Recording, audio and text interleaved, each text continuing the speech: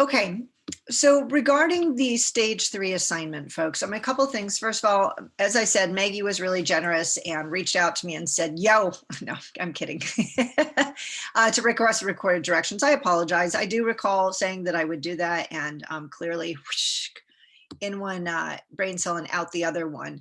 So just to go through this, you want to, again, you want to pull back, folks, and look at the big picture as to what's going on, which is we're putting together, we're gradually building our knowledge-based skills and application. And when we initially, someone asked a really great question that they text me, is that when we initially were looking at the data in the very beginning, looking at 3 possible groups, you start pulling data, but that data was just simply to start to shift your focus as to what groups interested you.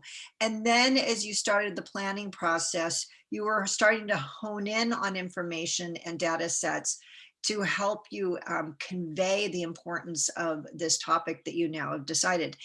As you keep touching the topic, there is a possibility that you'll come across more data, that it might shift a little, that maybe you're focusing on, for example, diabetes and diabetes prevention, but then you start to realize this is a lot to take on. I think I better just focus on one of those, diabetes versus diabetes prevention. So there's a possibility that you guys might be tweaking this constantly. Point being is that, you know, whenever we take on a project, there is 2 things we have to consider. One, as I talked about earlier, creep, the possibility that it starts expanding and we take on too much. But possibility number 2 is that as you access more information, you start to realize that actually what you thought was the best shift might need to tweak a little and go a different direction. Similar vein, they're still moving forward, but just a slightly shift. So keep this in mind, that it is living, all right, and that it can go both ways. Now, if you're in a very large organization and the agenda is diabetes, I will promise you that they already vetted all this in advance before they started going down the road, because time is money. But that's where typically you have people who are dedicated to doing nothing but preparing this information to launch this program or project. And that would be like if you're a large organization like I am at Kaiser. If you are in maybe part of a government health organization, okay, something that's targeting people, whether it be on the community level, state level, then again, you're going to have a whole team working on this. You would not be working solo. Okay, when I was in the financial industry at Fidelity Investments, we would provide education, and literally in that situation also, we had a team. I mean, I was the project manager, so I oversaw all of the team members, and everyone had a responsibility. When you get down to very small, lower budget levels, whether it be, let's say you're at the Santa Ana WIC and they want you to develop a small, simple program for people locally, you know, it's a little harder with the government because there's a lot of approval that has to go into it. But let's say if you're a nonprofit organization, there's a little more flexibility, then you might be the one who's responsible for developing everything from beginning to end. And when that happens, you've got to super be on top of your own personal experience with creep, where you want to take on too much. And if you start to shift the direction, you can't shift it drastically. It has to be minimally and in respect to what the agreement was at that organization for what you need to tackle. And if you do make a small shift, you've got to be prepared to justify why you made that shift. I'm not mandating that right now, though that is real in real life. Always be prepared, folks. Always be prepared to justify why you do what you do. Okay. And that's why the things like the citations, always making sure that they're on hand, because if you ever get called to the carpet, which, you know, I do periodically, if you're not prepared, then it's this massive scramble to get the information together. And it doesn't make you look the best. I know that well too. All right, so number 1 takeaway point is to understand that as you're developing these different stages that you might notice that there's a little bit of shift going on at the point of the communications analysis. Because why? Now you're really delving into this population with prompt number 1, which is you've got to create a profile of your community. And this is where you really need to access as much information as possible. So it's taking into consideration the different aspects. Number 1, what are the demographics age-wise of your community? And this should be data that you'd easily be able to access in terms of county. But the catch is that that may be the county or the state demographics, but that doesn't necessarily mean your community members who attend the education. So then you might have to pull back and look at what is the, the average age of development of diabetes in a specific cultural group in the United States. And if you see, you'll find a trend. We have all that data, but you're targeting kids because there's high incidence, let's say, of pediatric diabetes, then you would have to rely on the national statistics to start to orient your education program to an age that's appropriate. In the situation, by the way, of tackling kids under this age of 18, the information that you prepare does need to be not only child, but also have supporting material for parents, because they have to sign off and be willing for the children to attend on their own and or with their parents. Okay, so kind of double duty there. So you're going to also look at things like, as I said, the age and the ethnicity, the SES, because your socioeconomic status is going to influence what type of facilities they would be going to, that they would be comfortable going to for education. All right, take into consideration, things like, if it's a really rural community, they may all have transportation, but the question is, how far would they have to travel? The neighborhood construct, things that would influence the education program, is really important, because you don't want to go into a community in New York City and tell everyone, yeah, folks, you got to all get out and start family biking and doing all these things. Well, the city's not constructed in the safest way for those types of events. So you have to be present to what that environment's like.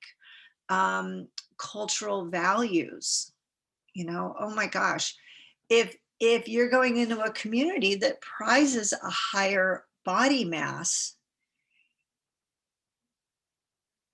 you have to be prepared to approach this topic in a culturally sensitive way that is not demeaning people for what they value, but simply enlightening them about the possibility that it might be time to look at other values about the body and the individual. That's a tough one. I completely acknowledge, but it has to be approached, okay? Especially if it impacts a person's health and well-being. And then language, of course. A lot of you ask questions about language, and you do. If you're going to go into a community that's all Cambodian and expect to walk in there and only speak English, you are going to obviously be able to speak to many members, but there's going to be many members who will not. And now, how did they even get there in the first place if your communication was all in English? Word of mouth. And a lot of times they come thinking, friends say, hey, I'm going to this, it's really great. And so they come and they really think that it's going to be in their language, and it's not. Or there's presentation aids like handouts that are in their language and they're not, then that can be really frustrating. So you have to be prepared, for example, on communication, stating, if you do not have supporting materials in another language, that it will be presented in English. Sorry, I digress. I'm just padding that information to explain it. For prompt number 2, folks, utilizing the 4 Ps. This is product, place, promotion. Oh my gosh, and price.